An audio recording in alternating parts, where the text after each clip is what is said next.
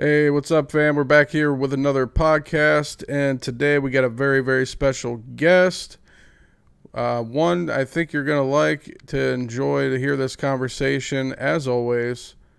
And so, please, if you're not sitting down, just take a seat, take a listen, and open your minds. Open your minds, because that's very important that you open your minds on this podcast, because we're not one-dimensional people. So without without further ado, we got Rafeal Laverde here today from the Dollar Vigilante. Very special guest, and glad to have him on. How you Thank doing you. Thank you today? very much. I'm doing great. Thank you for having me. Yes, the Dollar Vigilante and the Crypto Vigilante. The Crypto Vigilante is the entity that Mr. X and I are founding members with Jeff Berwick and Ed Bugos. So that is kind of like our baby, and we are crypto specific newsletter that specializes in operational security, technical analysis, and fundamental analysis. So thank you so much Okay. for having me. Appreciate it. Absolutely. Yeah, absolutely, man. It's exciting to have you on.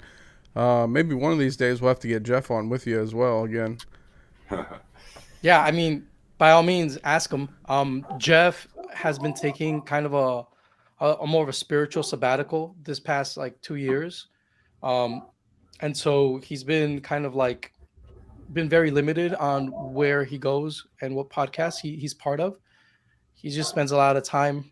I think the dude just honestly, I think Jeff is like he's moving to like you know how they say us libertarians are like the warrior monk, the peaceful monk.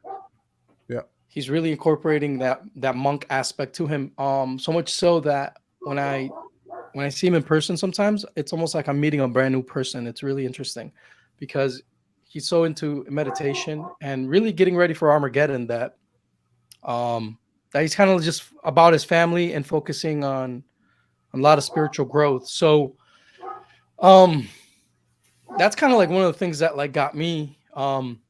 Obviously Jeff is a huge inspiration. He's the dude, man. He inspired me big time, and it was watching him and kind of like his bravery of getting out there and speaking truth that really kind of motivated me to get out of the my anonymity, out of my privacy, and start kind of helping him out because I didn't see no one else really doing that, and I was blessed to I tend to be a dolphin, a social dolphin.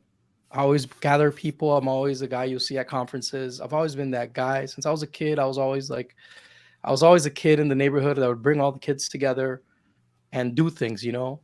That's always been kind of like a quality of my personality that has allowed me to really like bring value to the table always. And so um in crypto in the early days, I found myself being this going to these like crazy conferences, dude, like underground conferences, like in Russia, for example. Like there were when Bitcoin outlawed, when Russia outlawed Bitcoin, I'd find myself in these crazy fucking underground conferences, like in Moscow or Berlin, with some fucking gangsters from all over the world. And I'm here, this Colombian guy, like, what's up? Nice to meet you, with like this libertarian rhetoric. And it's like, what the fuck? Like, what are you? The mix between Escobar and Rothbard? What's going on here? And so a lot of my friends throughout the years became um come from the crypto world, and I developed these intimate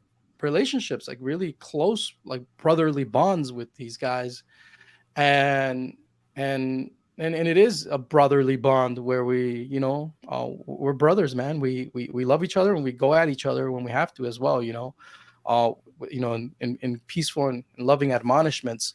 I get it, they get it. And so I surrounded myself with these people that are anonymous, that they're private people, very private people, these warrior monks, right?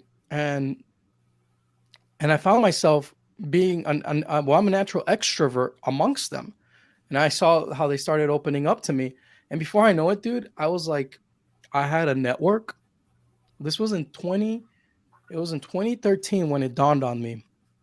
Cody Wilson pulls me aside and he's like, Raf, you pretty much are doing the work of a venture capitalist. I'm like, what are you talking about? What is that? I didn't know what it was.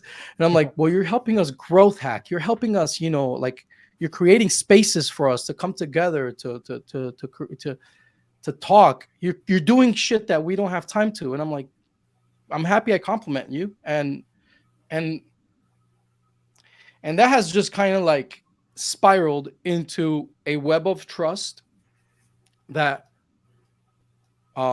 became the Crypto Vigilante. A lot of these heavy hitters are my business partners and analysts under the names of like Mr. A, Mr. W, Mr. Z, Mr. Y, Mr. P, Mr. X. And these are guys that outside of these pseudonyms that they gave themselves when becoming part of the Crypto Vigilante, they were big names in crypto with under other names. One of these guys actually kind of blew me away because when I met him, he was telling me things that only someone that would have been at the table or very near the table of the creation of Monero would have known these things. For example, Mr. A and W are amongst the crew of guys that were the first to chart Bitcoin in the Bitcoin talk forums in 2010.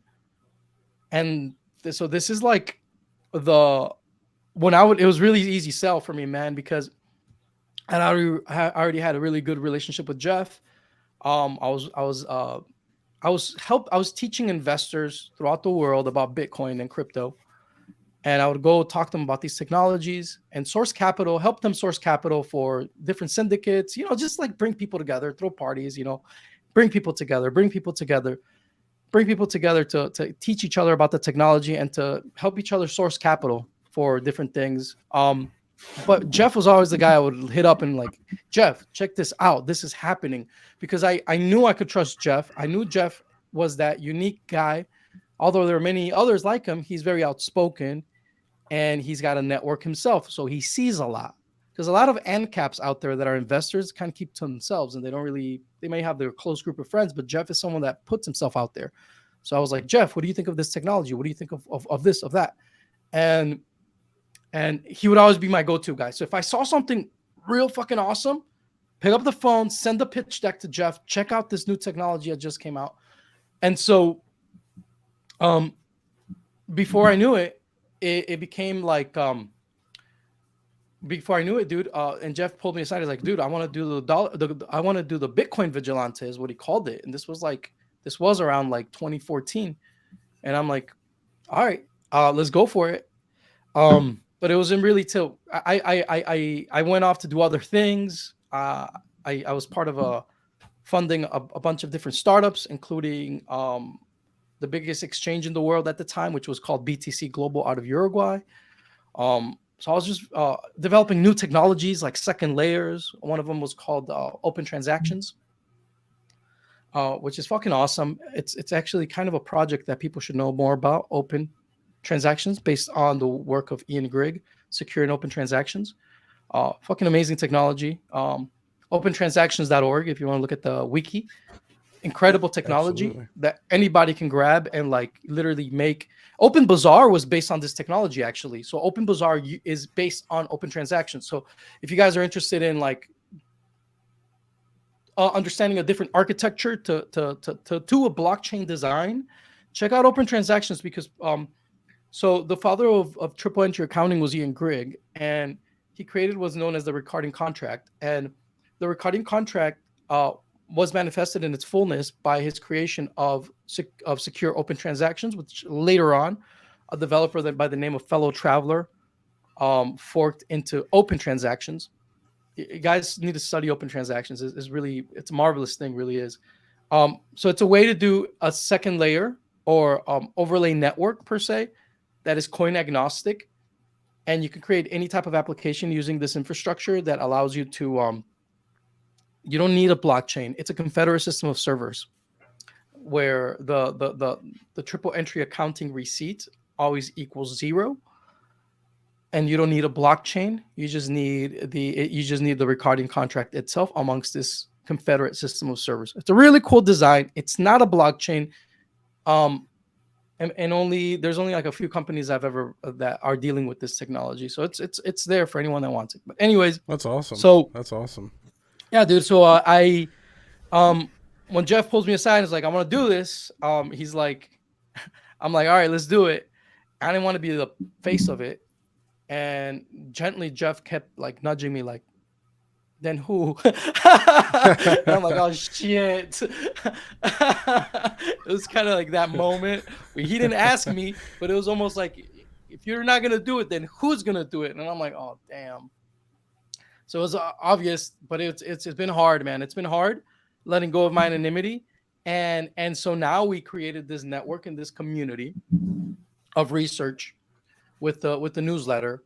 And if you guys are watching this, you want to be part of this. It's called the Crypto Vigilante, cryptovigilante.io. It's a financial newsletter, but I see it as much more than that. I see it as a community of researchers.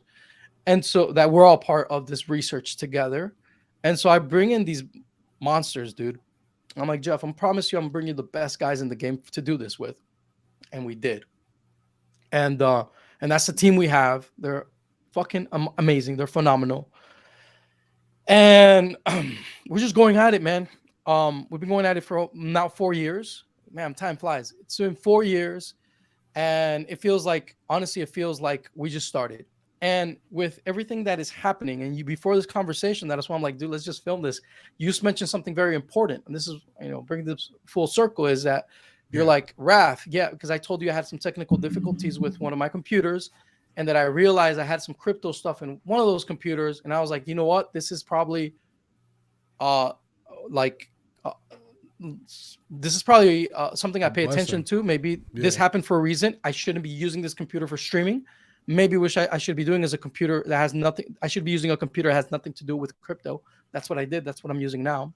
I'm using one of my media computers per se, and then it dawned on me. I'm like, dude, because you said we're moving into a world where these technologies are going to become more and more well known, and there's going to be a lot more people out there being sketchy and trying to figure out how to game this system. So if you're a privacy advocate, if you're someone that is in crypto, you need to be very on top of your game. And there's something very important, guys, that I want to mention real quick is that we have to realize that in the future, networks of trust, webs of trust will be the way for us to communicate. If I was not part of the Crypto Vigilante, I would be part of the Crypto Vigilante. I would sign up for it. If I was just a random dude, I would sign up for it. You know why? Because there's a network of trust. There's a network of trust, and at the end of the day, Ed Boogles, Jeff Berwick, and myself put our faces out there. You know what I'm saying? Right. Put our reputation on the line, and we have the proof of work of all of our analysts that created a network. So it's almost like right now with the Chat GPT, AI, and all this bullshit, you don't know who you're gonna trust. Like this future is really sketchy, dude, because we're not like right now, everything that I just said can be taken, and your faces as well, and your voice, and can be duplicated right now. And your loved ones can be led to think that it's you on the phone, that it's you on the FaceTime, and it's not. It's a completely computer generated model of you. Yep. That's confusing people, that can Sybil attack people. So there is no going back. The Crypto Vigilante, I think, is going to be like, we are analysts, and our movement is one where we focus on on how to invest our energy and our time as best as possible as investors through our research. We don't do political action per se, because that's not really our forte, but there is an implicit agorist perspective, that where your investment and your entrepreneurship is your political action, right? That is the agorist philosophy. And so from that perspective, that we're not just talking about something, or we're not just gathering people to do something, but the fact that we come together and we learn these technologies is very empowering to the individual. And that's something that I think that this is what I had this thought the other day, and it's kind of like, fuck, man, it's blowing my mind still. It made me realize that guys like you, guys like me, that have put ourselves out there before this Chat GPT wave, are people that people should trust, because anyone a year from now, once this AI shit just gets more wild. I mean, dude, it's already wild. I can't keep up with it. I can't It's keep just the up with it. tip. It's fucking crazy, dude. Um, it's so wild. Like I don't know. Like a year from now, there's no way to know who to trust on the internet. Yeah. It's just no Well, like you people. You said, will be looking at the people that were established before this AI, and you'd be looking for them, and you're gonna be wanting to be part of these private groups to get in with these people because right. I can generate a random Jeff Berwick a year from now with a personality like Jeff Berwick, and make people think it's an actual dude, and it was just an avatar that I created. Does that make sense? Oh yeah, no, Like, 100%. There's going to be like a we're lot of moving into fakes a out very there. crazy world, man. Oh Yeah, yeah, 100%. Well, that's the thing. Like, as always, right? When for new technologies and everything, you always have your pros and your cons, right? Like, there's always going to be a lot of really great things that come of technologies, and there's always going to be a lot of really bad things that come of technologies, and it's just the way it is, right? But yeah, through, like you said, these trusted networks and such, we'll be able to help weed all those things out a lot better by sticking together, networking, and really just keep on learning and moving forward with the evolution of all this technology. right on. And it's yeah, it's wild, especially when it comes to anonymity. Let me give you Yeah. this example. Let's say a year from now, someone comes up with another privacy coin, and it's uh it's so easy to Sybil attack people now. What I'm trying to say, to come up with, like, you can create an avatar that makes people think that that avatar, this anonymous avatar has a GitHub with a bunch of commits and someone that could be trusted over time, and and you're really trusting really a bot, an avatar. So up to this point, like the people that you've rolled with in crypto, look around you, because this is really the team you can trust. Like this is the Yeah. team. Like this is the team, guys. Look around. We are the team. Um, 100%.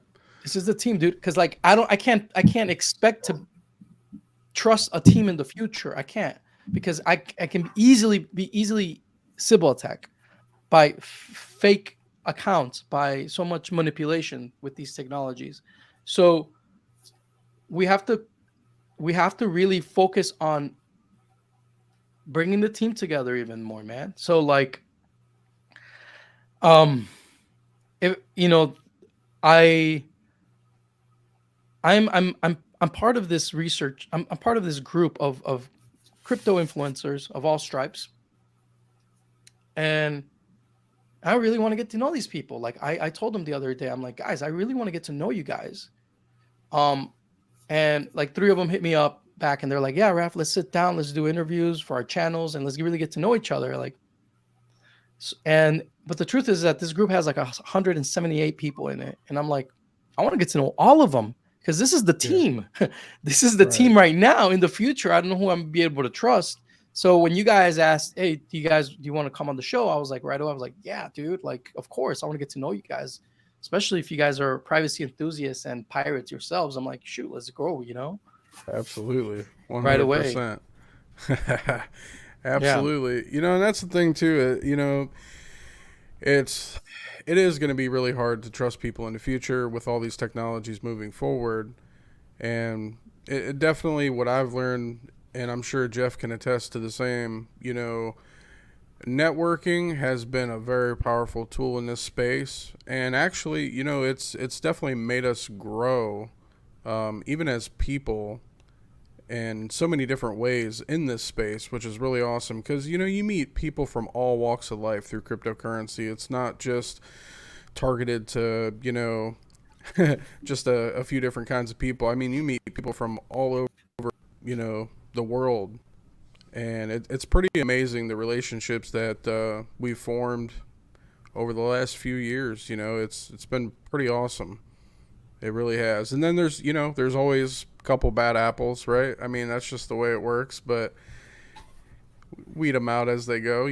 No big deal.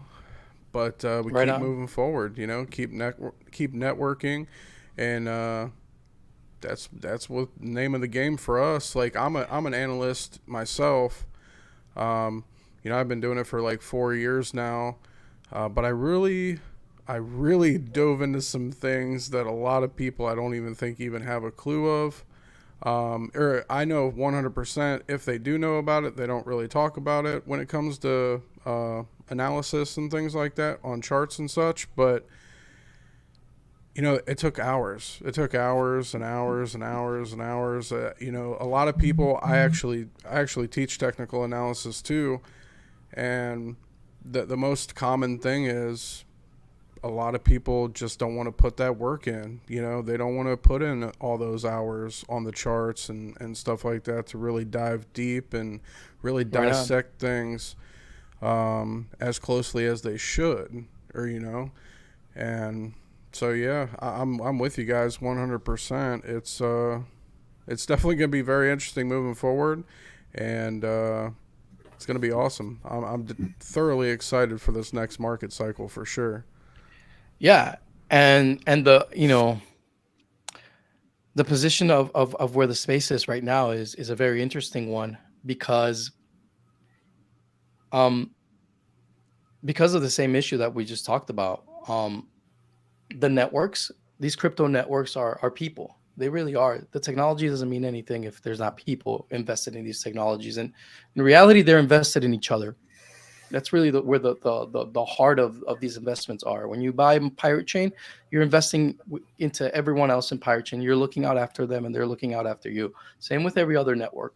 So for any network that comes out in the future, with this fucking crazy technology that we now have, how can you trust that network? Can you trust that network? There's always going to be that implicit like um that voice in the back of my mind that is going to be like, okay, well, how it's going to beg for us to do like peer review way more.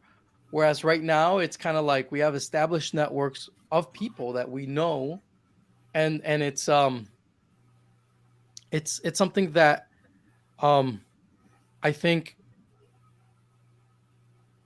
we're going to see a lot more convergence into these networks that already exist. So I don't necessarily see us having like brand new crypto networks coming out of the woodwork. I mean, could happen, but I see a lot more of metamorphoses and mutations of already existing networks that move in new directions, right? So let's say Yeah. there's a big discovery in zero knowledge. Well, who's the most adequate um, network of investors to appreciate that technology once it comes out? You know, it's probably going to be like the pirate chain people, right? To Oh move in yeah. that direction and to incorporate that. So it's yeah, dude, it's a big deal, man. The fact that it was a big fear of mine, and it still is, dude. That we can't have general artificial intelligence take over before hyper cryptodization or hyper Bitcoinization, whatever you want to call it, or hyper piratization, as someone wrote. Um, because it's AI is the establishment of a hierarchical order based on computer power. What does that mean? AI is nothing more than the corporate setup of power held by those with most computer power, and for them to be at the cusp of that power of that pyramid in perpetuity forever. And that's why you see a lot of these like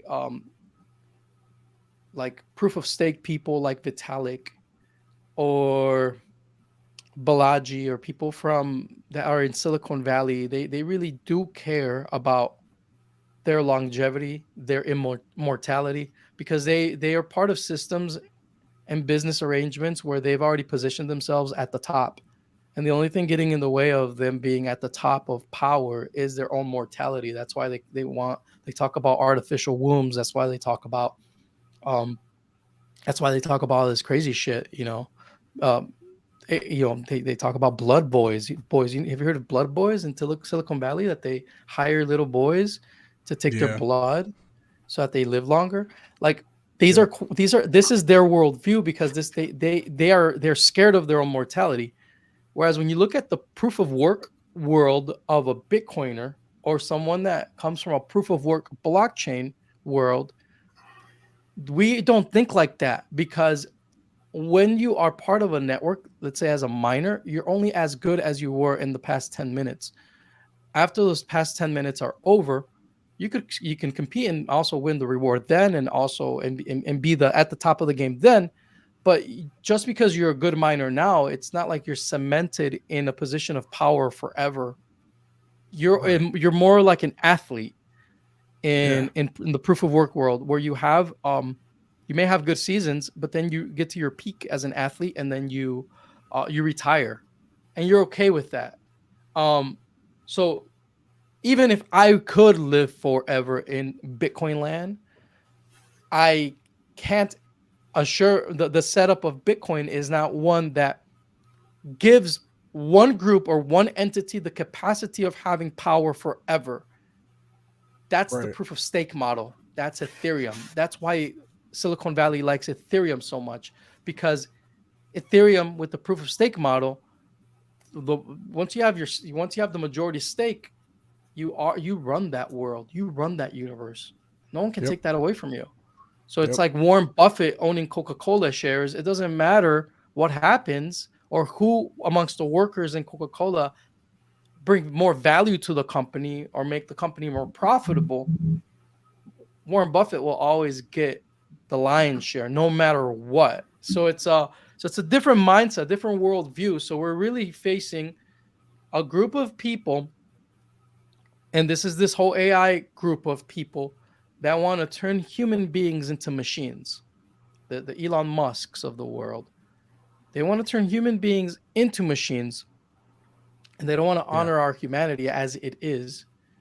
And it's Right. because of that. It's really because they thirst power and they want power and they want to establish themselves in seats of power where they can never be taken down. And that's why um, proof of work has always been something that they always hate against. And so any initiative to take the emphasis away from proof of work is an initiative that should be questioned and question the reason why. So you know, I'm not saying it's right, wrong, or indifferent. Obviously, my biases are pretty clear. I am not Right. one that wants to surround. I don't want to surround myself with people that want power. I don't. No. I No, don't. I man. don't. I Everybody, don't care we're for that.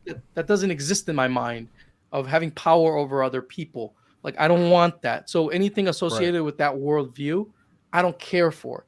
Do I love my life? Do I want to live as long as possible and as healthy as possible with as great quality? Of course I do.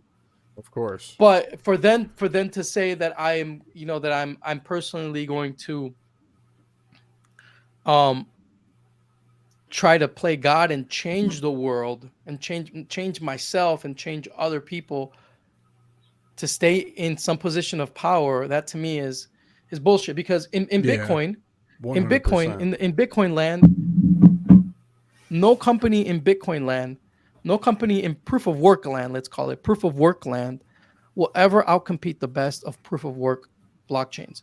No company will ever live longer, is what I'm trying to say. Outlive. It'll never outlive any proof of work blockchain. So the proof of work blockchain in itself was always a competitive meritocracy that never ends. So it's pure capitalism, dude. And that's something Right. that we need to emphasize a lot. It's pure capitalism, whereas the proof of stake model that the VC cartel likes so much is it's much more it's socialist. It really is. Yeah. So, Yeah. for our listeners, what did the transaction, or not transaction, sorry, like the transition from you being into just normal cryptos and stuff and then to being more into privacy and realizing that anonymity and all that's going to be so important in the future? When did that happen? I told you about my conversation with Cody Wilson. I I was helping them out. It was Cody Wilson. There was a group of developers. Cody, Amir Taki, Vitalik was part of that crew actually. What was the other guys? I can't name them all right now. I don't think, but there's a whole group of them. They were squatting in Barcelona in abandoned buildings and working out of there. And they started an implementation within Bitcoin at the time that was trying to make Bitcoin more private. At the time, they thought that having one decoy was good enough for anonymity, or two decoys they were really thinking about, like in the coin join. That's how like kind of dumb we all were about privacy at the time. And then we realized like, nah, dude, this is not going to be it.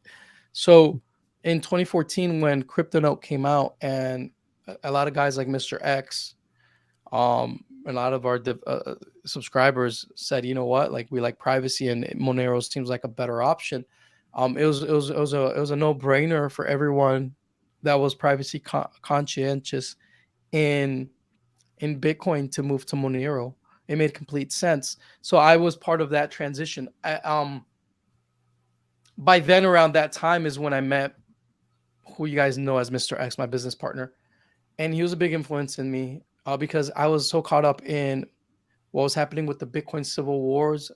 I was very much involved in one side of the civil wars and of Bitcoin, the big blocker size, that the whole privacy aspect was something that was peripheral to me, whereas Mr. X at the time was completely focused on privacy, and he was already in Monero 100%.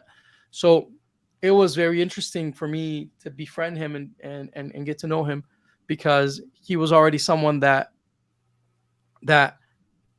saw problems within Bitcoin, but his and more important emphasis was that of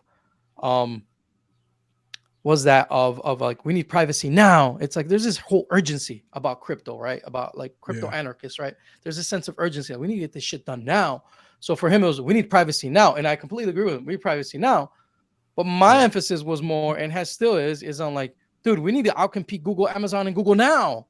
Because these motherfuckers are about to come in with their AIs and gonna fuck everything up, and we're gonna be enslaved under their grid. So it's like, he's like, we need to hide, and I'm like, we need to fight back. So it's like, literally that 100%. Tension. And that's literally, that's literally what formed the Crypto Vigilante, is that dynamic of like we emphasize privacy a whole lot more at the Crypto Vigilante than anything else, because it is the last resource. It is that thing that will save your ass. You know, 100%. It is that which is what we have as the number one defense against the mark of the beast. Unless you want to like go live with the Amish, like I am, like near them. Actually, I'm like really near a lot of Amish people right now. You want to live near them, and you want to just, you know, move in with them. You know, if that's what you want to do, that's cool too. But if you want to use technology and live in this world, then yeah, dude, you're gonna have to use technology the right way.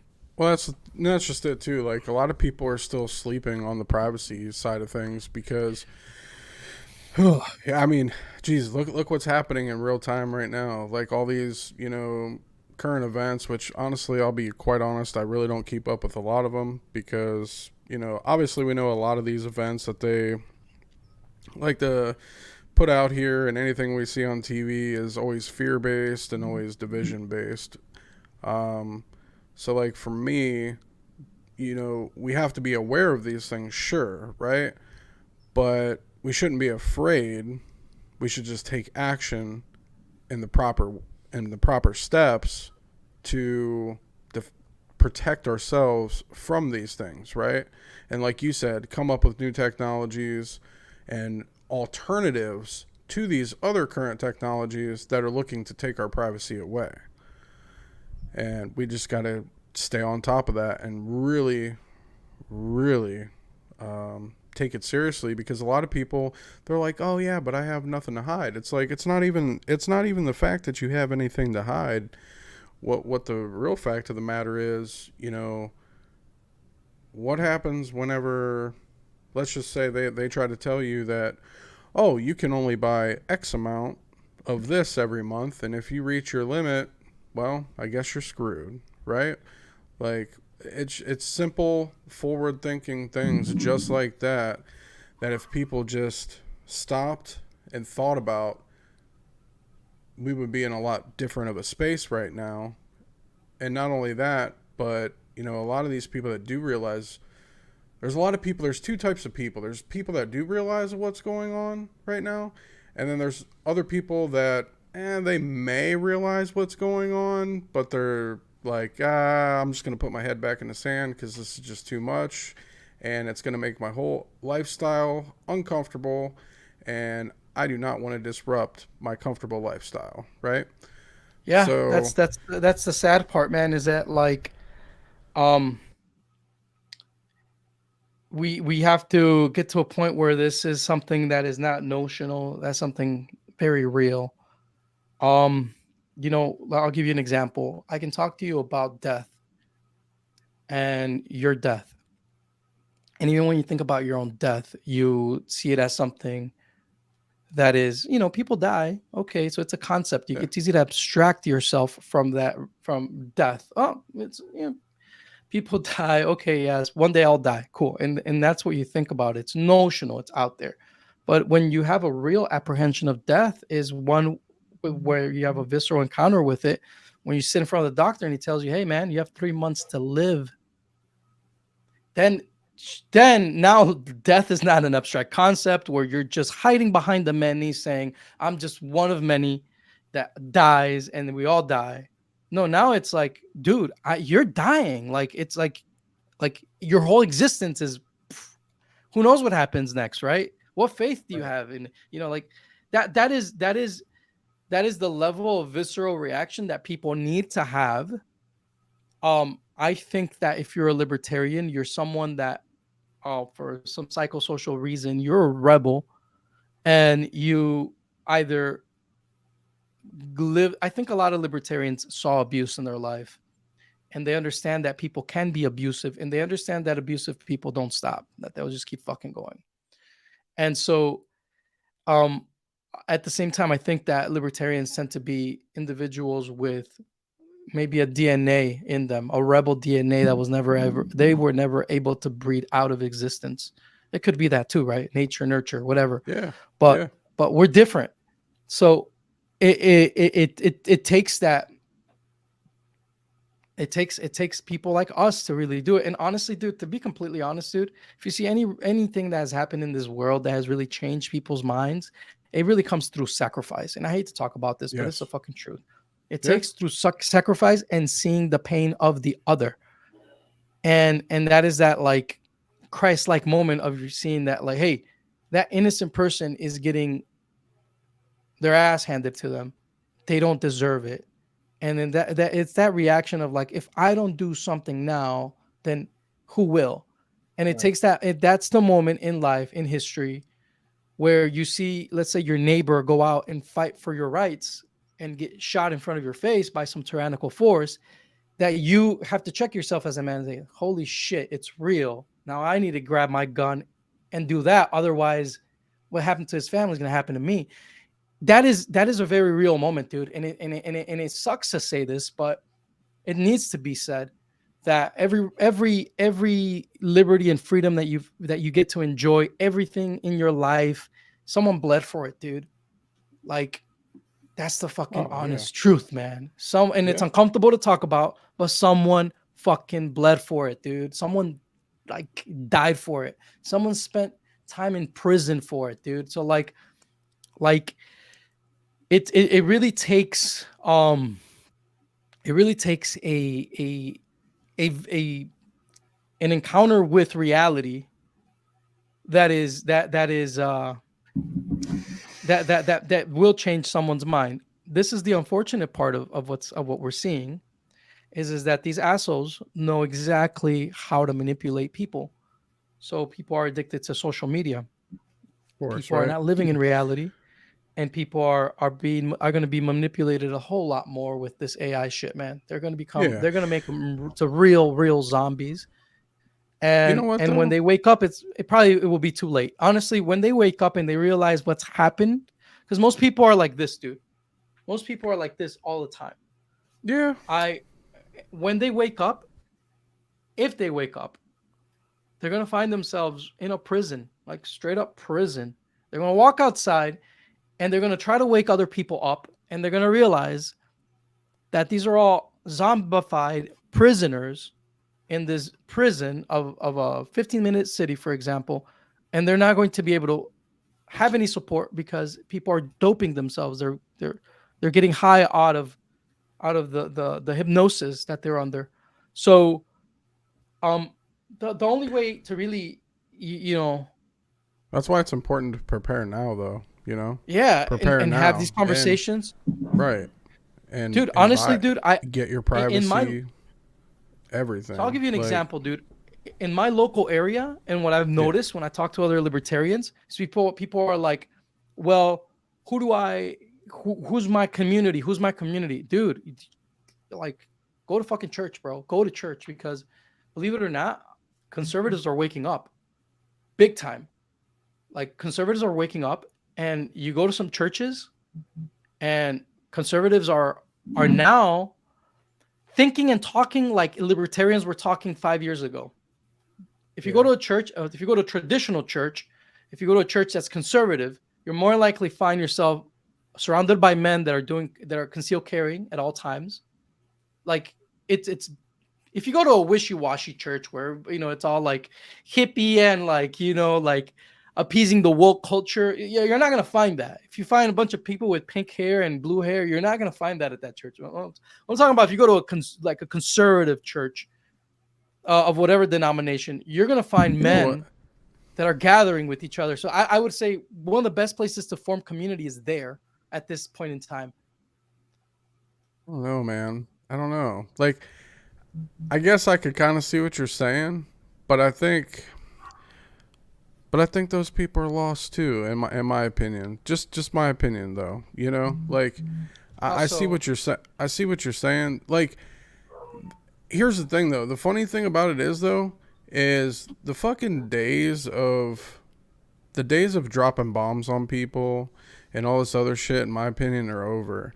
If we just got enough people to just stand up all at the same time, and honestly, even history proves this too. Throughout all these other encounters, through all these other civilizations, it didn't really take as many people as people really think that it actually took.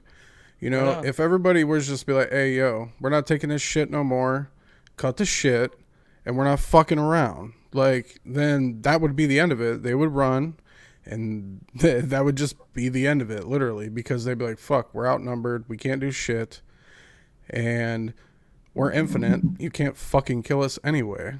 Like, that, because that's just the way it is. Like, yeah, a lot of people think, like, they view death as a bad thing, but like, it's just an expiration date, right? We're all here to learn lessons. We're all here to learn things, right?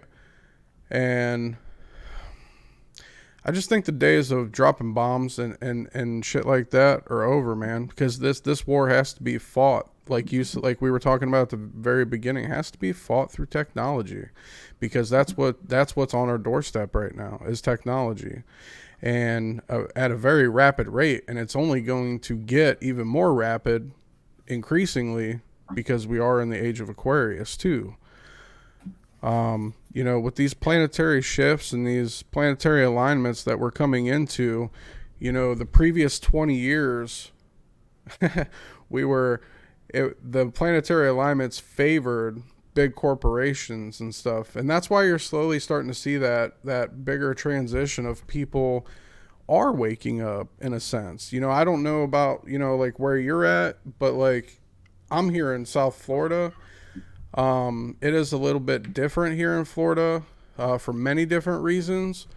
But people are waking up, man. People are tired of the bullshit. And I think it just needs a little bit more of a confidence boost that people have their back to really get people to step out of their comfort zone and speak up for themselves. Because I will say this, I have noticed a lot of people that they do kind of feel these ways, but they're afraid to say anything because the shit that they see on TV, right? Right on. No, I agree. And well, that's the whole point. The whole point is to scare you. Right. Yeah, like, absolutely. The whole point it's of TV, all fear and division. It's all fear. That's all this shit ever is. It's fear and Dude, division. it's That's funny, all dude. it is. it's funny because they make you think of their side as this ominous thing that is really like smart and like sophisticated, and in reality, dude, they're just dudes like us. If Yeah. no, they're not even dudes like us, bro. They're just Yeah. fucking No. dudes that hate their fucking job, that are forced to vaccinate on fucking with jabs that they don't want to put on, that they're fucking sick of talking to their bosses, that if they do anything, they have to follow stupid protocols. They see the corruption before their eyes. Like they are more probably sometimes more aware of what the fuck is happening than us. They just have this fucking job because of job security, working for government. That's the truth. The truth is that these guys are just as they're more annoyed than us. Most of us are like free market entrepreneurs. We're having a great fucking time. We have a time to ourselves. We just create value for the world, and we just fucking rock and roll. Have a great time. Yeah. I feel bad for them. Right. The what you said is very real. That's That like it doesn't take. We don't need that many people. And the same thing goes with technology. We don't need that many programmers. We don't need no. that many entrepreneurs. Honestly, No. all we need is just like we need one thing that goes viral. And that's the beauty of what we're seeing happening with NFTs. People think NFTs are these stupid pictures that you just put online. No, dude. You're tapping into the network effect of a Oh yeah. cryptocurrency that is very powerful. Just think of like BTC with ordinals or Daro, right? You're creating an NFT on Daro.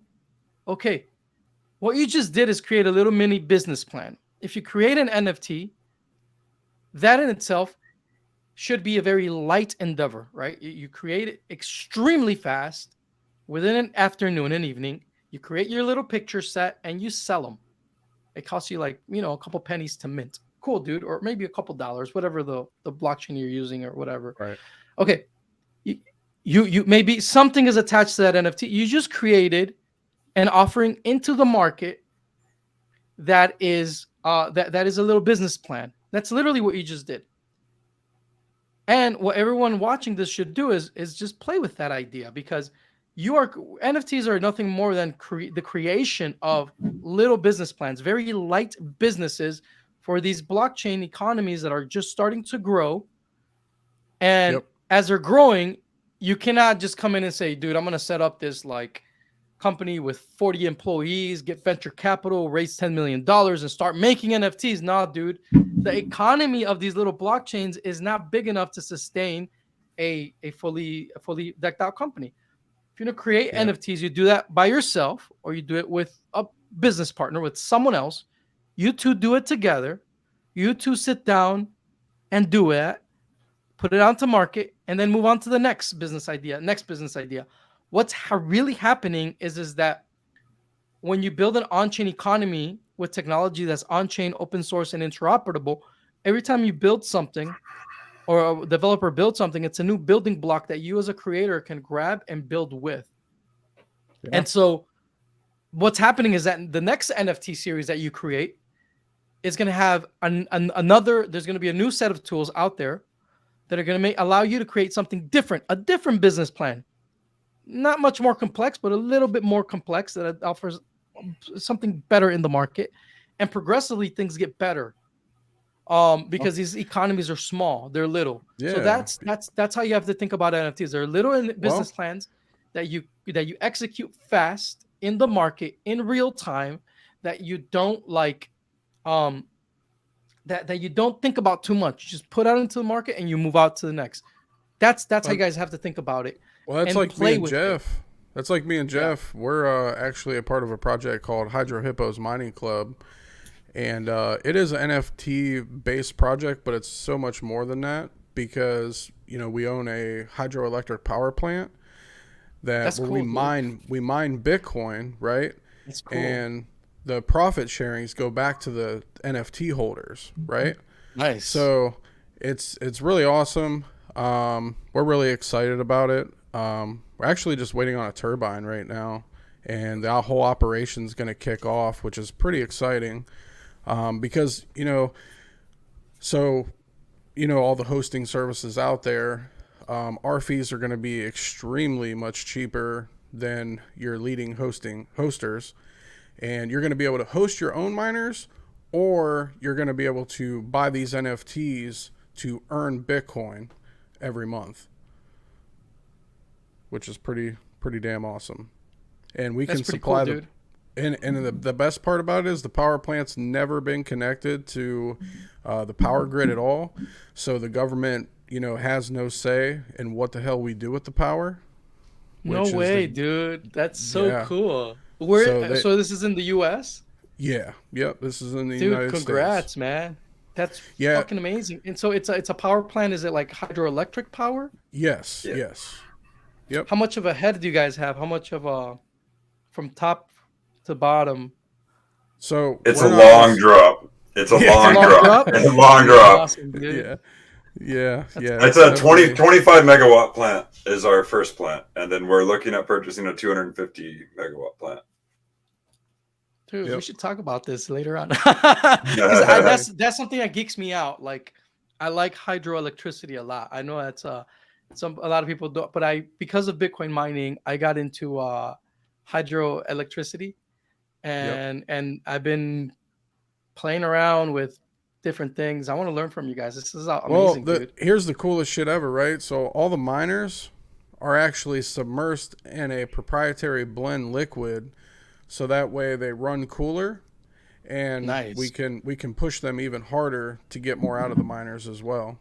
And the Nice, people, dude. like I said, we're connected to this project, and we're involved in it and everything. But there's a group of other guys that actually wrote this new code for the miners that actually make these miners run exponentially more hash power through these miners, which is pretty awesome. We got some chip. We have to find a chip manufacturer that is going to be able to keep up with all this stuff. So that's really the next thing on the books. But first is first. We got to get this turbine, and once we can get the turbine, which they told us like 6 months, so we're just patiently waiting. Because this is a customized turbine or whatnot, and we're just waiting. So once we get that, we can officially kick this whole entire operation off, which is going to be pretty exciting. And so this is in private property where you guys Yes. have this operation. Dude, Yep. that's so cool. So, man, that's so cool. You guys have private property with a giant drop. That is Yep. that has been, dude, I've been looking for something like this for like years, man. I mean, not actively, but always like scoping Right. here and there. Because Yeah. like to me, hydroelectricity is where it's at. Like it's so good. It's just cheap. Yeah. It's, congratulations, guys. That's really cool. That's Thanks, really, man. really Thanks. cool. Yeah, we're definitely trying to push forward, but things are definitely definitely going to be moving in the right direction over the next 6 months. And after the plans are to really once we get this thing kicked off, is to fully expand, even possibly even out in different countries, and maybe use some thermo technologies as well. Who knows? The sky's the limit, really. So Yeah, mining is not going anywhere.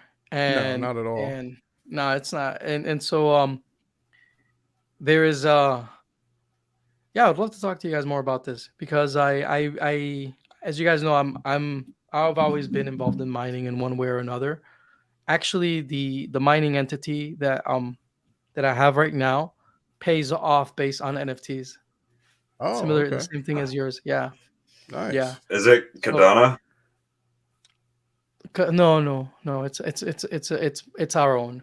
We have our Okay. own little thing. Yeah, Nice. it's only like 4 dudes, and we're just, yeah. I mean, it's not a giant operation, It's okay. but it's good. We had a lot of our miners disappeared after the whole Ukraine thing because they were in Russia. Yeah. It was ridiculous, but yeah, yeah, the Ukraine war affected me. How about that? But yeah, so congrats, guys. Is there anything else you guys want to talk about? Because I know you guys are big privacy advocates. Well, really, I just want to. I know you're a big Monero fan, right? But can you kind of, from your point of view, and listen, we're not trying to discourage anybody one way or the other, right? Everybody has to make their own choices. But in your opinion, um, I don't know, go over the safest and most private networks that you feel are the best out there when it comes to cryptocurrency.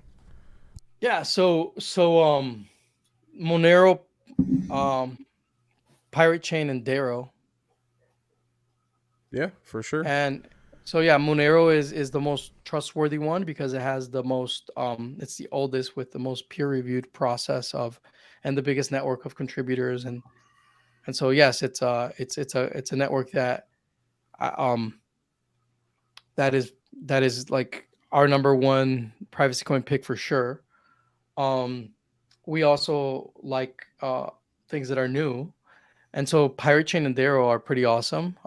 As you know, Darrow allows you to do smart contracts on chain using homomorphic encryption. So it allows you to do things that you can only do on Darrow. It is the only proof of work blockchain that is private by default that allows that it's also a smart contract platform. So Darrow is definitely something that is going to be huge. It's going to explode. Daryl still has not gone through like a sincere like discovery phase in terms of its like what's the phrase that we use? Sorry, I forgot. But we Daryl is still has not. There you go. It's not. It hasn't gone through its exploratory phase and once it's known by the greater community of crypto. So I would say that Daryl is still very undervalued, and so yeah, I really like the Daryl blockchain, and Pirate Chain is the most private of them all. So the anonymity set of Daryl right now is around like 600. Last time I checked, it was like 567 or something like that. Mm-hmm. The anonymity set for Pirate Chain is like 1,390,700 and something. It's fucking crazy. That's the last time I checked. So if you want privacy, the best technology for privacy itself is Pirate Chain, 100%. So Go. whereas Monero's anonymity set is what like we're at like 20, you Yeah. know, 16. um 20 if you know if you want to add more factors in, if you do churning, you get more, it compounds, sure man, but I like things that are fast. I like things that are private by default and ready to go. I don't want to wait 20 Right. minutes. Like that's something that Exactly. right now is pissing me off about Monero. I don't want to wait 20 minutes, man. I want to just use it now. um Right. that's the whole point of having cash. If you're in a pinch, you go. Yep. Also, there was an exploit with Monero happening right now, which is pretty funny. They're using Yeah. Monero as a as an art gallery with Mordinals. It's like Monero ordinals, which is funny. It's not really like gonna affect Monero. Like this, not. It's like it's just something that it's happening, and it's an exploit to put NFTs on Monero, which is cool. I mean, but I like that. Right. And I Right. should get me some more Mordonos because they're going to be extremely rare once they patch that exploit up, and then you're not going to be able to put Mordonos on Monero. But so Yeah. they're going to be really expensive NFTs. Like Yeah. Monero NFTs are going to be rare as fuck. Like so if you're into NFTs, this is your opportunity to mint some on Monero or buy some, because sooner or later it's they're going to patch it up because um Mordinos does compromise Monero privacy because you're you're it's a distinctive um it's a distinctive bit within Monero that shouldn't exist, right? That's what a Right. Mordino is, right? It's Right. something that has a Yeah. distinguishing property that is not fungible. It's a picture of a Right. monkey that's holding a blue ball. Like how descriptive can it be, so Right. it lessens the anonymity of Monero, and they are going to close it up. They are going to close that door. They're going to patch it up soon, so it's not something that I'm worried about. It's just something that I think is funny, and I think that if you are art collector, this is something you should probably take advantage of. I think these yeah. Mordinals are going to be very valuable in the future, and I mean, they could be, they could not be, but I think Monero's here to stay, and it's an awesome network because, like I've said in the past, guys, when you invest in a network, you're not investing just in the technology, you're investing in the network of investors that are part Right. of that technology, that use that technology. So everyone's greatest investment is in each other. We're all investing in each other. Okay. Right. So when there's animosity amongst privacy coin communities, I find that to be really stupid Yeah. because you are We're fighting you for the are same thing. not just that, but like in reality, um you should at least, the smartest of people that I've spoken to in Monero, in Daro, in Pirate Chain, they see other networks as that are competitive in the privacy space Yep. as networks that are sandboxes for their own research and development. So I'm like, yeah, I'm happy that Pirate Chain exists. Like Lee Claggett told me from Monero, I like that Pirate Chain exists. He's one of the he's a real good Monero developer. He's like, I like that Monero that Pirate Chain exists because I can see in real time the development of zero knowledge proofs. And if we want to incorporate that technology in the future, I already it's like a sandbox that's live for me to like analyze and research. Right. So so that's something very valuable, man. And that's something that like a lot of people don't that's something that a lot of people don't I think it's just dumb people, bro. Dumb people come in and they think about their bag and it's just their bag. And but when you talk to the real dudes, like the real dudes that are running this shit, like Right. these networks, the real programmers, the real contributors, they're not thinking like that. If anything, if you're a privacy coin enthusiast, you're not trying to, the real dudes that are like running these networks, they're not trying to talk to you about how great their coin is. If anything, what they're talking to you about is like, dude, these are the vulnerabilities that we found in our Right. research. These are possible vulnerabilities that we might have in the future. This is what we're doing to mitigate possible risks in these areas. Like that's how they're thinking. Right.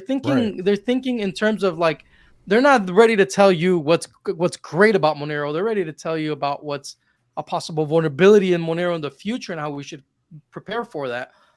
So it's Yeah. having that like serious attitude and that mature understanding of how the false ethos works that is where Monero thrives. And it is what leads the privacy coin space because it is that mature understanding where it's not like I am better than you, but it's more like, no, dude, these are the real risks of using this technology.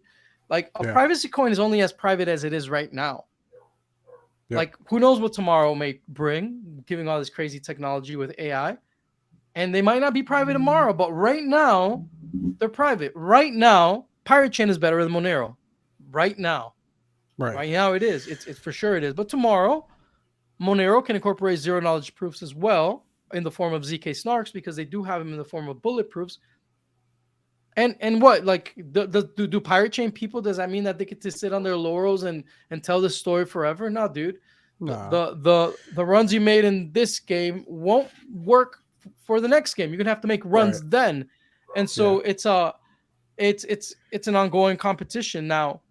Well, the nice thing I is mean, everybody can yeah, learn from one another, learn from one for sure. another and implement, who knows, for all we know, 5 years from now, two privacy coin developers, from two different teams could come together and merge these two cryptos together, right? It's gonna Because happen. they built something that's just so extraordinary that that's what they want to do, right? Well, people don't realize that there is better technology out there right now. Like I know this sounds fucking wild for me to say it, but it's true. Like you guys are seeing with Daro, Monero, and Pirate Chain technology that has already been battle tested. So it's something that we say, let's use this because it's safe to use. It's been Yep. battle tested, peer reviewed. Cool. That doesn't mean that these same guys are not researching very cool technology that they can incorporate into these networks in the future. If anything, that's what we should expect. And I know Yeah. because I've been there. I've been privy to like really cool technology having to do with zero knowledge proofs that I've shared to the Daro guys, that I've shared to pirate chain developers and like, guys, what do you guys think about this? And they're like, oh, cool, dude. And they're studying it right now. So it's could we see a ZK snarks, a zero knowledge proof, smart contract protocol in the future? Sure, we could. Actually, the components are there to make one. Like anyone can make one to compete with Darrow. It could happen. Darrow uses the account-based model with some workarounds so they don't fall into the scaling difficulties that Ethereum found itself in. But did you know that there are ways that the most cutting edge form of creating smart contracts is with the UTXO model that Satoshi gave us? That's actually more advanced. Like people think that like what Satoshi gave us is the first technology and we need to forget about it. No, dude, actually what Satoshi gave us was a shit ton of stuff that is extremely advanced, but the world wasn't ready for everything Satoshi gave us. So they were like, we'll work with what we understand. And that's literally the vast majority of smart contract protocols like Ethereum, Cardano, EOS, whatever. They all use the account-based model because the UTXO model, it's actually superior and better. Scales in parallel. And it's just superior in every freaking way than the account-based model because there's not one shared global state. There's like the UTXOs and the outputs spawn out. So you don't need to change the global state of the network every time something happens, as in the account-based model. You just buy more miners and just grow in parallel. So it's we're dealing with like a lot of this technology that Satoshi gave us is being rediscovered right now, actually. And I know this because I've given pirate chain developers and Darrow developers. I'm like, dude, have you seen this shit? And they're like, oh fuck. And they're like, oh wow. I know this because I talked to them and they're like, okay, now I'm researching this. This is really fucking interesting because there's some crazy motherfuckers that have been doing research that no one else has. And they're fucking ahead of the game. So like it turns out that the UTXO model that Satoshi gave us also has a virtual machine, just like Ethereum has the Ethereum virtual machine. There's also the Bitcoin virtual machine built within the original Bitcoin design that allowed you to do Bitcoin smart contracts in Bitcoin itself. But the world put that shit aside. They didn't want to talk about it, but it exists. And guess what? You know something very interesting is that Pirate Chain has the UTXO and proof of work setup as an inheritance from Satoshi's Bitcoin design, meaning that we've always known this, that this is possible. If it's going to happen, I don't know if it's going to happen on Pirate Chain or not, but we've always known that it was been theoretically possible to have smart contracts on Pirate Chain. We've always known this. but Pirate Chain, I mean, we send messages in Pirate Chain. Right, you can send in the memo field. You can send messages to each other. You can like text message each other. Okay, so there are other aspects to. If you expand the script size of Pirate Chain, you can compute script in there. In other words, you can do smart contracts within Pirate Chain itself, and you can use zero knowledge proofs to create smart contracts in zero knowledge packages on a platform like Pirate Chain. Like you could now, will they? I don't know. But what I do know is that as it stands right now, Pirate Chain is the most private, cryptocurrency in the world. It really is. People get really caught up by the flair of the new, and so we have this kind of curse at the Crypto Vigilante because our goal is to be at the cutting edge of something, actually at the bleeding edge of something, showing our subscribers what's reliable and what's the best. But that doesn't mean that what we previously put out in our research is not as fucking good or better in some regards. So you have people that come into the Crypto Vigilante just thinking about, well, we want to get your coin pick so we can make a lot of money on the first wave of investors. Like, dude, that's like, okay, I understand what you're trying to do. You're trying to make money in terms of fiat, but you should really come here for the research. And so people, when we put out the report on Pirate Chain, people went into Pirate Chain. When we put out the report on Darrow, people will fucking go into Darrow. But when we put out the report on Darrow, the report on Pirate Chain is still alive. Actually, the fundamentals for Pirate Chain have never been better than they are right now. Has the most liquidity, most market penetration, fucking badass wallets. You can get on the Edge wallet now. Yeah, I know. How fucking awesome is that? You can have Pirate Chain on the Edge wallet, which is the #1 wallet we recommend for all beginners. It's the best wallet out there. Yep. The best multi-coin wallet, which is also a decentralized exchange in and of itself. I don't know if you guys know that Edge is a decentralized exchange that lives on your phone. Yep. Like, it's fucking genius, dude. So, like, sure, we're talking about Darrow. Darrow's fucking amazing. It's revolutionary technology. It's incredible. Darrow is fantastic. Darrow allows you to do smart contracts that are private by default. It's the first implementation of homomorphic encryption, where you can decrypt things that never are within the encryption itself. So it's like there are layers to encryption in Darrow that you don't find anywhere else, like ciphertext, for example. That's really cool shit. We want you guys to learn about that. But then all of this attention goes to Darrow because that's how people are. That's how they think. Unfortunately, people are dumb.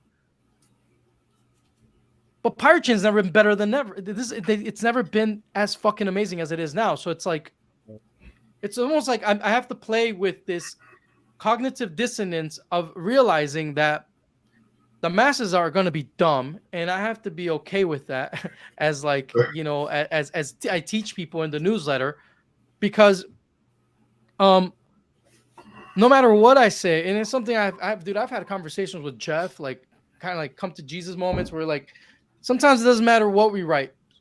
People are so dumb that they just won't read what we write, that they'll just, like, whatever the coin is that I'm talking about, they see the title, the coin that I'm talking about, and they're just going to rush and buy it without any thinking about what we said or wrote about. Right. They don't even read the first sentences, which we say in our reports. Don't rush and buy it. Don't do that, because you can be chasing a FOMO pump that eventually is going to correct itself. It happens in all newsletters. It happens in any type of thing that, like, where there's diffusion of information. You know, especially from a reputable source that does a lot of fucking research on these topics. If we put our stamp on the technology and say, this is fucking awesome, we mean it. And this is something that I was talking to one of to Mr. X about.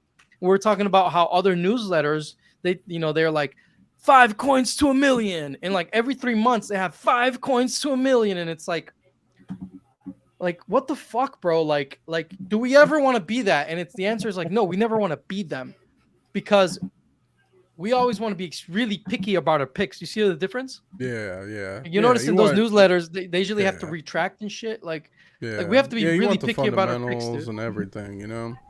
Really gotta have your fundamentals. And dude, even if we're picky about our picks can fuck up, like we saw with XEQ. Like that dude rugged everyone. You know, the main developer of XEQ, he just fucking left the project. How fucked up is that? Yep. You know, or we had the other example was Aeon, which was one of our earliest of picks, which they used to call the little brother of Monero. That became a ghost chain. The same thing happened. The developers just abandoned the project. So like there's a lot of responsibility when you call out a pick. You know, so it's we do our fucking research. We really do, man. And we've it's just, it is what it is, man. So you can't just, when we put out a pick, you can't FOMO. No, you have to research it, you have to read it, digest it, and you should probably be doing this if you really want to follow what I would say would be smart to do is when we put out a pick, we know that all the dumb people will FOMO into that research that just came out, but maybe you should be looking back at our other picks and see which one is more fundamentally sound. So what I would, if I was a subscriber, the way I would be, I'll be thinking like, okay, a new pick is coming out. How's Pirate Chain doing? Because now all the attention moved away from Pirate Chain because research came out on something new and shiny. So all the dumb people are going to run there. But lo and behold, Pirate Chain's better than ever. Right. And it's cheaper than ever. Right. I tell people any Pirate Chain under $1 is a blessing. That's what I tell everyone. And I've always had that mantra, because every Pirate Chain under $1 is truly a blessing. But but the thing is that, like, that's us talking here. Like, the masses and the market psychology is one which has to go through corrections. You know, like Bitcoin has to go through 80, 70, 90% corrections, right? Pirate Chain had to go through a 90% correction. That's just the way the market works, dude. Because people FOMO into shit. Because people are dumb. They chase things. They have this idea that things are going to go up forever. That's how dumb people are. And guess what, guys? Full disclosure, I made that mistake myself. I made the mistake in the past. I think we all to think that when if we're being honest, coin goes up, somehow it's going to stay up at those levels. I've made that. That's stupid. I look back, I'm like, what the fuck was I thinking? Like, no, it's if it goes up a lot, if any network goes, there's going to be a correction. And guess what? People that bought high are going to be feeling really jaded because they lost their money, their investment, and they are since they're usually the dumb people, the ones that are chasing the FOMO. They're usually the same dumb people that are going to complain the most. Usually the dumb people that don't read, you know, when research comes out. So it's this cascading effect of now all the dumb people need to be washed out of the system. Does that make sense? Yeah, no. But hey, listen, let's a stronger base to come in and then 100%. Pick up again. Yeah, but let's make this clear. Dumb people are needed to make this happen. That's true, but we don't. Okay, like that's true, but I think I know I'm just messing around.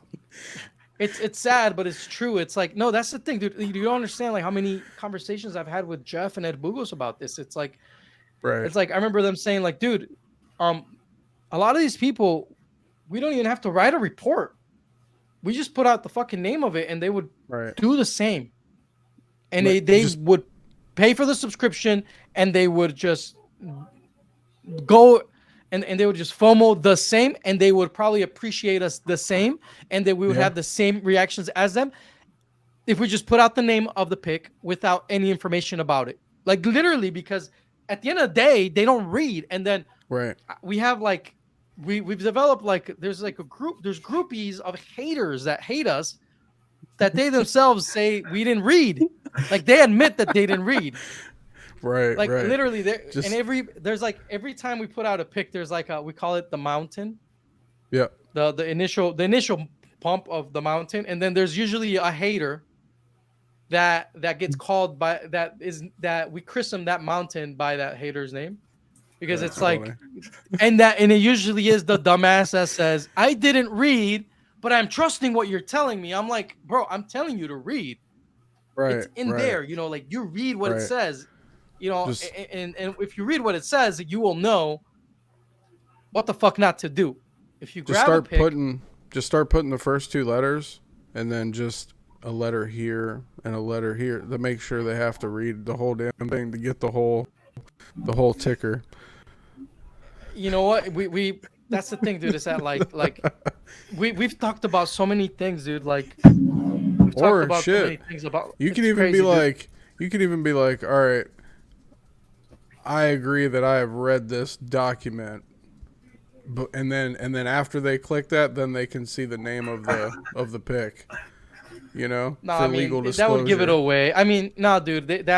We've talked about this. We're trying to figure out how to do this properly, but there is no. The truth is that people just don't read. No, they don't, man. They never will. Listen, I don't think you're going to be able to change that, to be honest. No, there's just no way to change that. And so the one thing that we do know is that even people that do read make mistakes, because, of course, like we just admitted, you and I make mistakes. Like, I've made 100%. Mistakes. I write these reports, I write this research, and yet I have at times like allow my mind to think it's going to stay up forever. Yeah, man. things don't stay. Things are that are truly valuable don't stay down forever. Yeah, no, 100%. And Well, things don't just rise forever. Just the market has to go through a cycle. And so you were seeing, actually, right now as we're speaking, we're seeing a pirate chain in this past week. It has started going bullish again. yeah.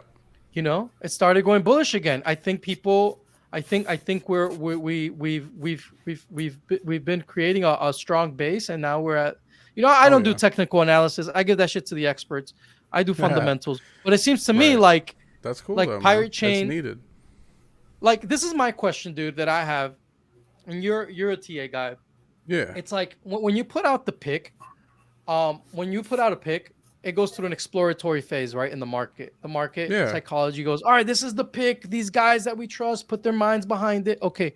Right. But why Right. can't a network have 5 exploratory phases throughout its lifespan?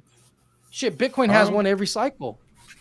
Well, yeah, but it follows TA, man. It follows the rules of TA, and That's it right. doesn't deviate and never deviates. Now the wild cards are the ones that have never been through a market cycle. So it's very, very hard to really even predict of where those things can go. I mean, you can do that, but you're not going to get a very accurate number whatsoever, right? So, for example, Darrow right now. Yeah, Darrow is like a wild card because it's never been. It's like it just came out. It's right, never never been. seen a full It's market cycle. It's unlike anything we've ever fucking seen in the. Yeah. It's like Darrow is That's what's crazy about Darrow, guys, and that's why we're so excited about it, is because we've never seen anything like it.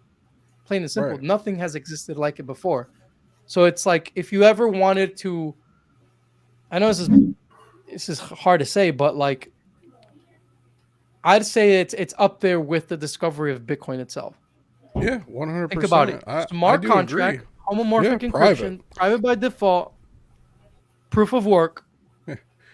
Right. And a lot of people, here's the thing, a lot of people have to understand and wrap their minds around that. Let's just say, we love privacy and we love this technology, right? But who loves this privacy and everything else just as much as we do? Well, the people that are trying to currently run the show, right? So they're going to be using these technologies just as much, and they're going to be, so, and they're going to tell you they're not, but they're fucking lying to you, 1,000%. They're going to try to tell you that they're not, and they're going to tell you, well, you don't need to use that because it's not right. But behind the fucking door, they're unloading the fucking bank account and backing the truck up to load the fuck up, because that's what's really going on. That's true. And that's very true. Yeah, I mean, I agree with you. And that's the double-edged sword of everything, right? Yeah. So, and that's why, like, I think that, like, for me, doing the Crypto Vigilante is almost like a moral imperative for me to be doing this. I don't need to be doing this, dude. Like, I don't need to be doing this. I could be doing so many other things. Same thing with any of the analysts. You ask them, dude. It's like, literally, we're here because, like, we want libertarians, dude. People that understand, that get it, that understand what the fuck. We want them to be profitable. We want them to be people that are first to market in understanding and using these technologies, because we don't want the wrong people to. So I'm really, like, for example, right now I'm delighted to be hanging out with you guys. I'm fucking stoked to be seeing you wearing a pirate chain flag on your head. Why? Because I'm like, cool dude, cool libertarian dude that's a Bitcoin miner. He is more likely going to be, like, super fucking rich in the future. Like, awesome. His family's going to be fucking guaranteed wealthy as fuck. And they're going to be completely private. And his network, look, he's out there. He's talking to people. Fuck yeah. I want to empower him. Make sure that, he's up to speed on all developments. And it's just, that's the joy of my heart, because I'm like, good people will have power in the future. Like, good people, absolutely, people that are not seeking power, like we talked about these types, already. People 100%. That want to live and let live, and that's really, like, meeting you and talking to you. to you guys, that's really why I do this, because I want to see more guys like you. You're like, Yeah. fuck yeah, you know, like doing it, you Right. know? That's Yeah, awesome, dude. 100%. You know, and that's the thing. You know, that what you just touched on is people always talk about the doom and gloom, man, of all this shit that's going on now. But on the other side of everything that's going on right now, what you just said is exactly going to happen. Power is going to change hands, and it's going to go into the right hands, and we're gonna overcome these motherfuckers. That's just the way it works, man. That's just the way it works. Yeah. Every empire that has ever ruled this fucking planet has crumbled. Period. Yeah, for sure, dude. No, dude, I salute you guys. Thank you for doing this show and you know, getting your name out there and being public about it, dude. Because and I want to also extend an invitation to everyone out there watching this. If you guys want to start a show, if you guys feel called to do it, just fucking do it. Just do Yeah. it and hit me up and say, Raf, be on my show, because I will be on your show and my audience will become your audience. I want that. Your show and the links to your show will be on our show and everything that we do, and the emails Hell that yeah. we send out regarding this show for the blogs and everything, because I want Yeah. you guys to grow. I can't, like, dude, man, like, we can't just like that's the beautiful thing about these economies, is that they move us to cooperate with each other. The humanity in the free market is amazing, dude. Humanity in the free market is fucking phenomenal. And it's such a lie that they tell us and they indoctrinate us with, that we need to fear each other, that we need permissions, that we need licenses to act in the market. It's so stupid. 100%, man. People are fucking 100%. awesome, dude, and we just need to Yeah. empower them, dude. So I'm just really happy that you guys are doing this show. I'm really happy you guys are let me know when you guys want me to come back on, dude. Like, I'm down. Yeah, for you know? sure. Yeah, dude. I mean, Hopefully maybe in the even future you one can get day. Jeff. Oh yeah, 100%. Maybe if you're up for it, one of these times, maybe we'll just do a live. We'll all do a live together or something, Yeah, a I'm live down. stream. Yeah, Yeah. I'm down to do that. That sounds really Hell good. yeah. Yeah. I'm up for that for sure. Um yeah, dude. What compelled you guys to do this?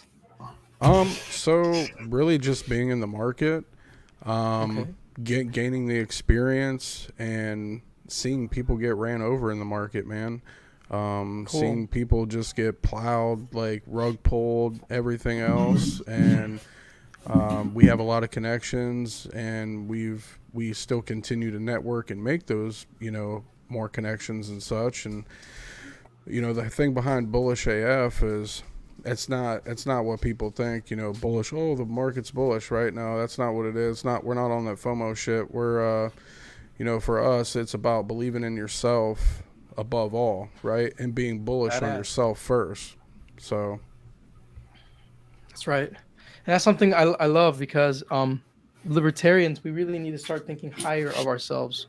Like, if you're watching this right now, you really need to start thinking higher of yourself. And I know this may sound corny, blasé, whatever. Dude, like, Jeff talks about this a lot, but you need to take care of your own mind. Like, you need, and how do you do that? Dude, put down the fucking phone. The phone already got you hooked. Put down the computer. Pick up a book, man. Pick up a book that will, like, challenge you, that will actually make you a better person. I know it sounds weird to say, but dude, like, really, self-help is fucking awesome. Like, it is listening to It's the people like best Tony help. Robbins, and like getting yourself a coach, and like fucking working out, challenging yourself, pushing yourself to fucking limits. That's you we can do so much, and we don't need that many people, like you've said. We need Right, people. the right people. If you're watching this up to this point, then you really should think higher of yourself, because you have hate to say it, buddy, but you have a lot of responsibility on your shoulders. You really do. But you have to have fun, and you have to, like, really take care of yourself, so that you can be at your full potential. Full potential, not just in life, or if you want to do something business oriented, entrepreneurial, or some sort of activism, but also in your personal life, because you could take all the information I give you, and you can have the best fucking, like, you can have the best subscriptions to the best newsletters, the best information out there. But if your mind is not right when that moment comes that you have to buy, it's the best time to buy something, to sell something, your mind is not, your psychology is not going to be ready, Man, yeah, and you're and gonna and you're gonna mess up. And you're gonna mess up, and you're gonna be like, shit, we've all been there. Should have been in a better place. That's the funny part. We've all been there. But you know what though? Honestly, through those times that I've went through those specific moments, those are my greatest lessons, man. Those are my greatest lessons, most valuable lessons. A lot of people would count those as losses, but honestly, man, I count them as wins because I learned a hell of a lot. And if I wouldn't have made those losses, man, I wouldn't have gained as much knowledge and wisdom that I have in this market at all whatsoever. So I am actually, honestly, I totally look at them, man, as like the greatest thing that ever happened to me, really, you know? True. And if you didn't make that money because you weren't, honestly, that money was never yours. That's the way I see it too. Right. It was never yours. Yeah. You were not ready for that. Like God, life, the universe showed you what is possible if you maybe had more discipline, if you had more organizational skills. But you know, here I'm actually give you some insight. Jeff Berwick is a workhorse. I've never seen someone so fucking disciplined in my life. Like Jeff Berwick, people think that this dude is on it, bro.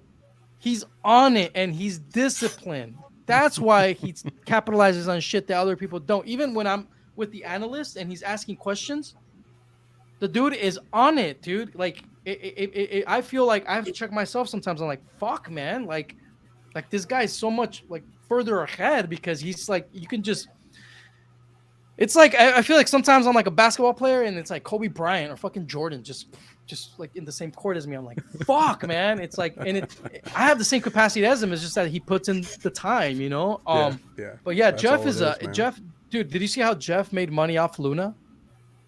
No, I didn't. I don't think I did. No. So when everybody was panicking and Luna was crashing, he was buying Lunas at like nano pennies. Yeah. And then it bounced and he made a shit ton of money. But that's because he's got the experience and the discipline, bro. Because I was in the same chat as him. I didn't have the experience to know what he knew that was going to happen in a market like that, in a distressed market like that. Yeah. And I wasn't, and I needed that experience. And I know I need to be disciplined so that when I see Jeff moving like that, I need to move too, you know, because shit, man, it's like, it's just crazy how a lot of it comes down to self-care, man, you know, it does, taking care of yourself.